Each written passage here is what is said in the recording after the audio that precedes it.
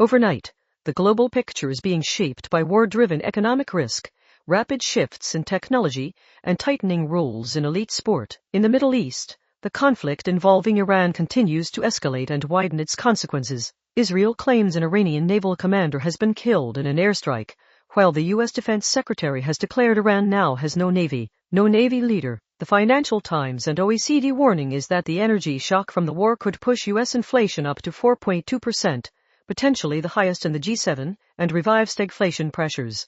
Weaker growth alongside higher prices. Markets are also sending mixed signals about safe havens, with analysis noting gold has been unusually volatile and has recently fallen despite the conflict, suggesting investors are reassessing risk, liquidity needs, and the outlook for interest rates. On global conflict beyond Iran, Al Jazeera reports more than 1 million people have been displaced by Israel's evacuations in Lebanon, with large numbers crossing into Syria. Separately, ABC reports former Venezuelan President Nicolás Maduro and his wife have returned to a New York courtroom after being captured by U.S. forces in January, as Donald Trump warns of further charges. That case adds to broader geopolitical uncertainty around U.S. enforcement actions and international legal disputes. On the technological revolution and artificial intelligence, the Financial Times reports a surge in AI tokens in China, with models from groups including DeepSeek and Minimax overtaking U.S. rivals in token consumption. The implication is that AI competition is increasingly being measured not just by model benchmarks,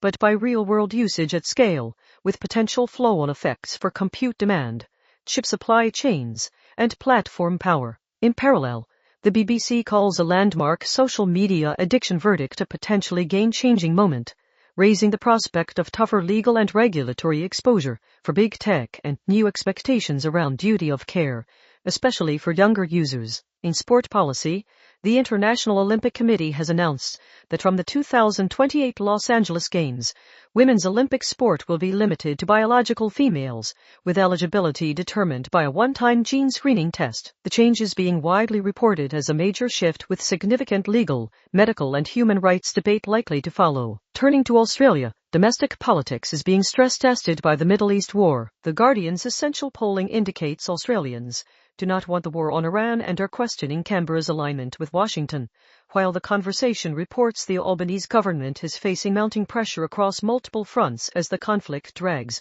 on. On the Australian economy and government policy, SBS reports growing calls for the government to activate fuel emergency powers that have never been used, amid concerns about supply and distribution, particularly for remote communities.